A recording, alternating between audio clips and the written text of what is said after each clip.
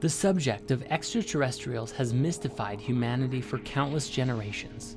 The question of, are we alone in the universe, has inspired us to push forward and advance as a species in the search for life in the great beyond. But to this day, judging by the way people generally treat the subject, it would appear that we have yet to make any form of substantial contact. Yet, the awareness of a deeper truth, that something is being hidden from us, is regularly being leaked to this day. Let's start with some basics, which would be UFOs, which we all know stands for unidentified flying objects, or as they're starting to be called today, UAVs, unidentified aerial vehicles. It was shortly after the 2 atomic bombs went off during World War II that UFO sightings spiked around the world. Hundreds of reports of UFOs began to emerge in the decade that followed the incident, and it was in 1947 in Roswell, New Mexico, that things got really interesting. Reports of a UFO crash landing in the shape of a flying disc inspired tremendous interest in possible alien activity as the US military quickly quarantined and cleaned up the site, claiming it was simply a weather balloon. This was really the beginning, and today, thanks to modern technology, especially cell phones, we have access to thousands, if not tens of thousands, of seemingly unexplainable UFO sightings from around the world.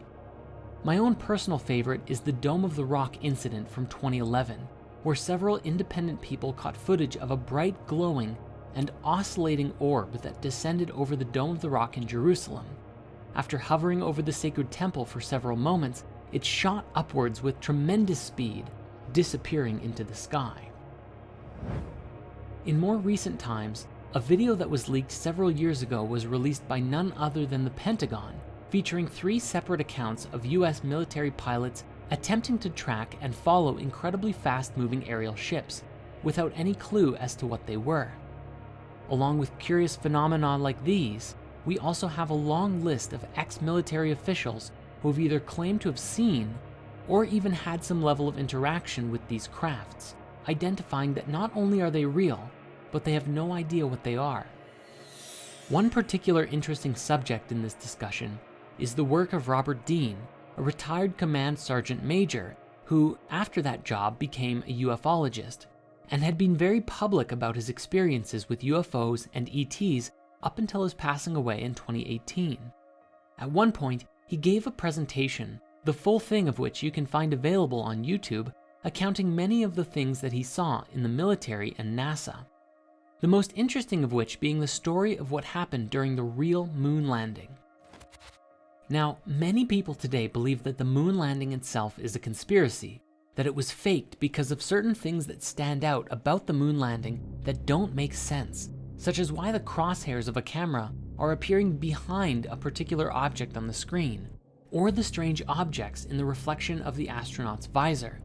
But what Robert Dean has described was that there was actually a real moon landing, but what happened was that upon arriving at the moon, what the astronauts found was that it was populated. There were, according to him, little alien people walking all over the place, ships flying through the, well, I'd call it air, but I guess they don't have oxygen up there, do they? This was such a shock to the astronauts that after their visit, they returned back with 40 rolls of film of what they saw, and NASA supposedly destroyed it. The thinking seems to be that the revelation of this truth was so out there that NASA buried the truth because of what would happen to the world if this was to get out. Now, I'm not saying that I'm in support of hiding the truth, but at the same time, think of how many religious beliefs would be shattered from this truth. How much chaos would be caused if all of a sudden, our entire global paradigm was to change in an instant. Again, I'm not saying that they're destroying the footage, if it did happen, was a good thing, but at the very least, trying to see things from every perspective. Specifically, there was an ex-CIA operative who spoke with AJ Plus at one point, and she described that the single most important thing that she learned from her time as basically a spy was that everyone believes they are the good guy. So even if this event did happen, whoever it is at NASA who controlled all of the information probably did it believing they were doing the right thing. We will return to Robert Dean at another point soon because he shared something else that was very interesting. However, first we have to discuss this. You may be familiar with a man named Bob Lazar, one of, if not the first, to come forward with inside leaks about the secret government UFO programs. He claimed to have been hired in the late 1980s to reverse engineer purported extraterrestrial technology at what he described was a secret site called S4, a site similar to and rather close to Area 51. He described that he had access to a recovered UFO ship and for several years was attempting to discover the secrets of how it worked. Lazar claimed that the propulsion of the studied vehicle was fueled by the chemical element with the atomic number 115, known today as moscovium, or E-115, which at the time was named unumpentium, since it hadn't been created yet. However, it was first synthesized in 2003 by a joint team of Russian and American scientists for real. He said that the propulsion system relied on a stable isotope of E-115, which supposedly generated a gravity wave after being excited by livermorium, element 116, during proton bombardment. He argued that the decay products brought about by the reaction between the two elements would include gravitons, a hypothetical quantum particle that is thought to be responsible for gravity. In his new Netflix documentary, he used the analogy that the craft is kind of like a bowling ball. If you were to put a ball onto a piece of fabric or your bed sheet and then proceeded to push down on the areas around it, the bowling ball would fall forward into the bends and gaps that you create around it. In this way, the craft would kind of just fall through space by distorting space-time around it, like in a continuous rolling motion. This is what allowed the vehicle to fly and to evade visual detection by bending light around it. He said it levitated silently, and when it was activated, he was unable to even put his hand on it because the force would repel his hand away like a strong gravitational field.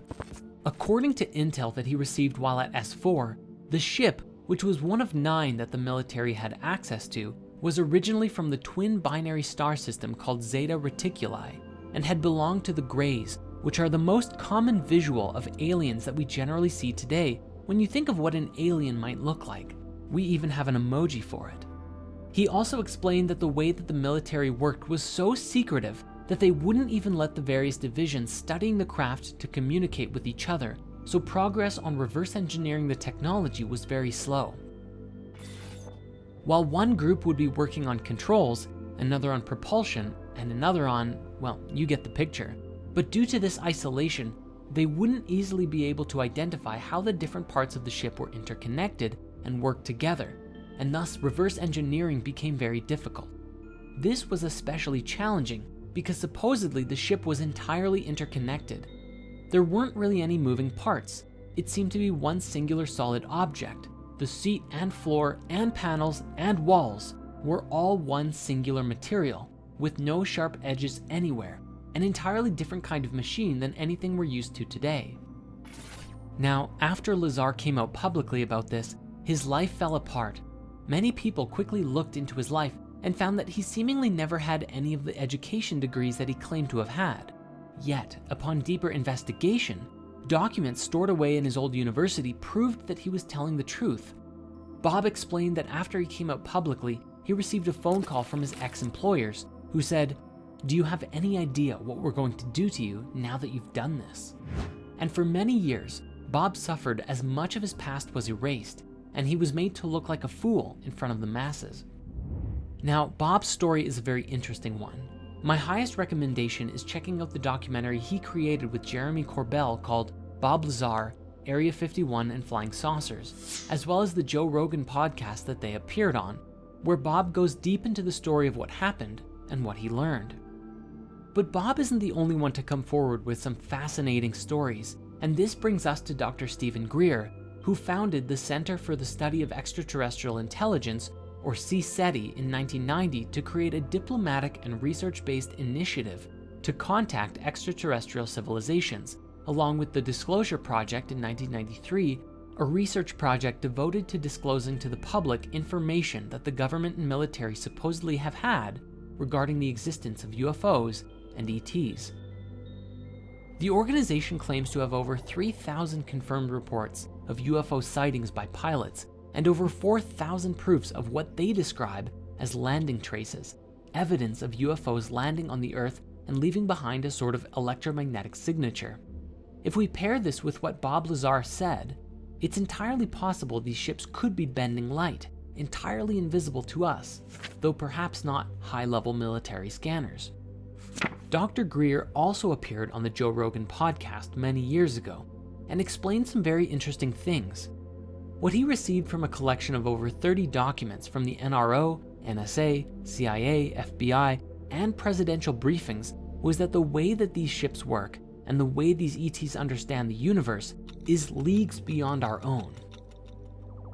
What he described was that while today we believe that light is the fastest thing in the universe, this is only a barrier, and on the other side of the speed of light are laws that are governed by some sort of super consciousness, and that it is from this higher awareness that interdimensional travel becomes possible, and you can move throughout the universe nearly instantaneously without worrying about the speed of light, which is simply too slow to travel at if you're going from solar system to solar system, or especially across the galaxy, or even between galaxies.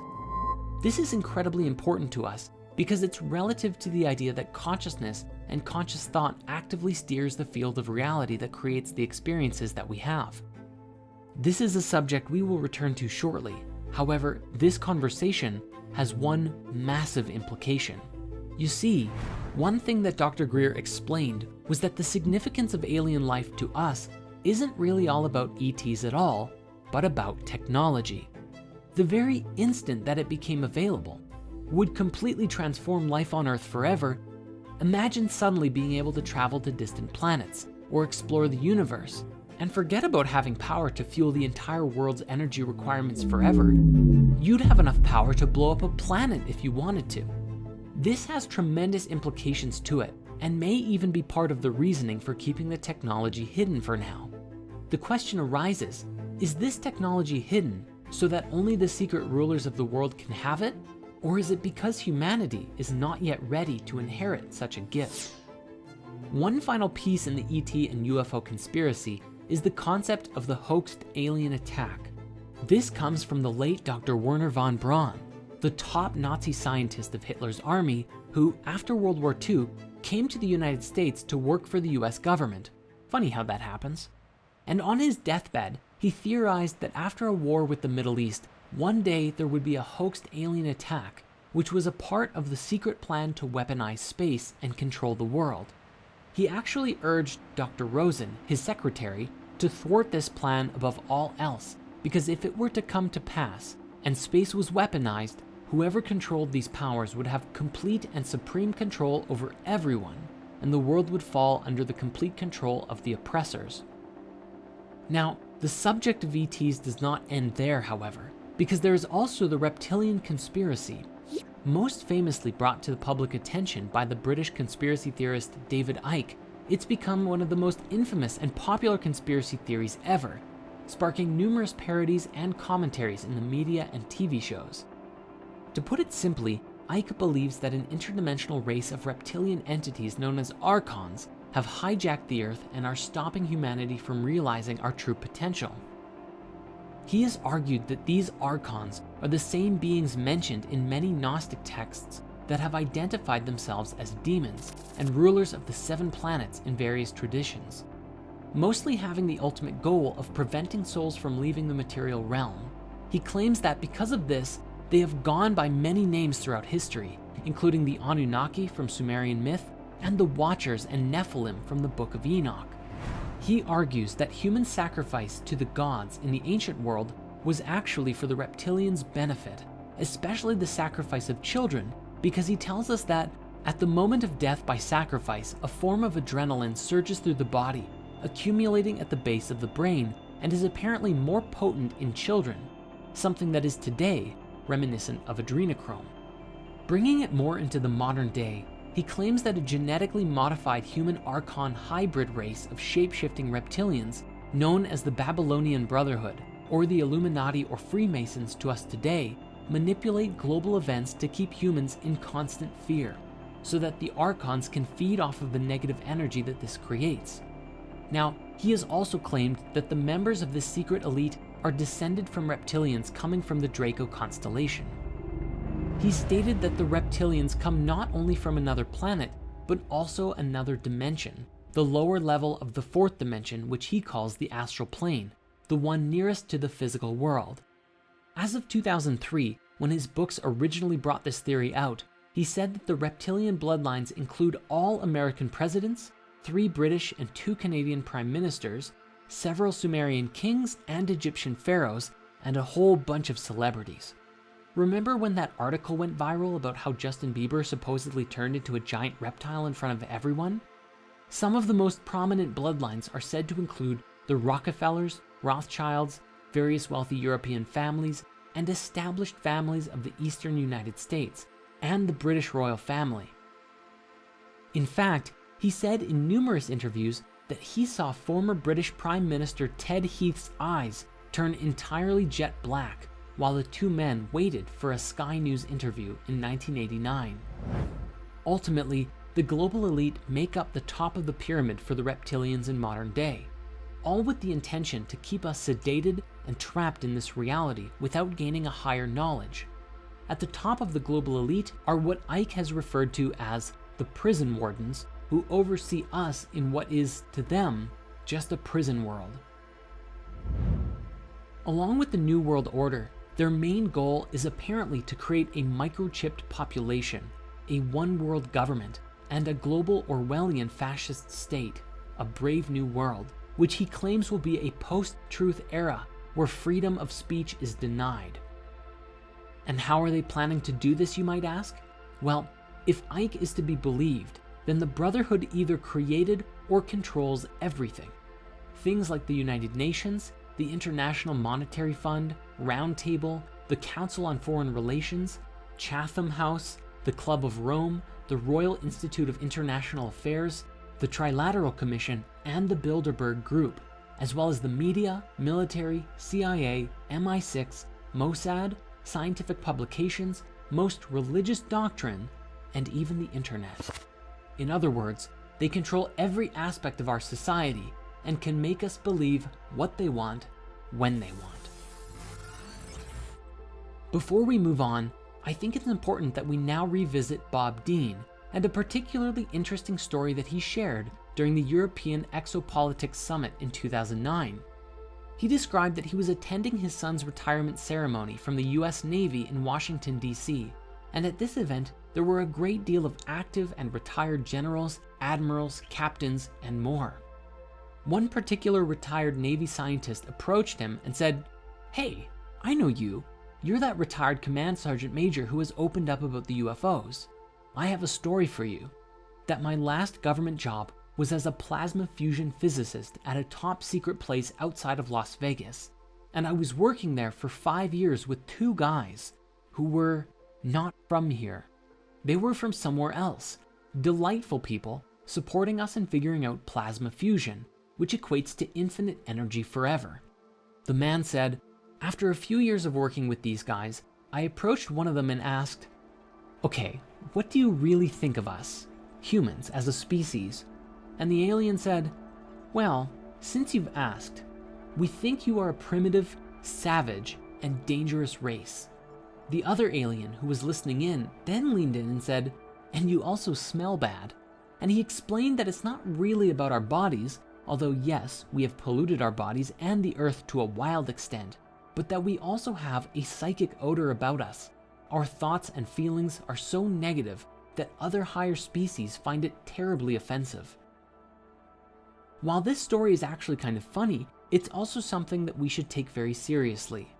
According to the reports and expressions from many whistleblowers, the other species who are interacting with us are actually mostly benevolent, and if we can really listen to what they have to say and do some meaningful self-reflection, it may just help us to clear out our own negativity, release ourselves from any reptilian or other controlling influences, and put us into a position to meet some really cool otherworldly species.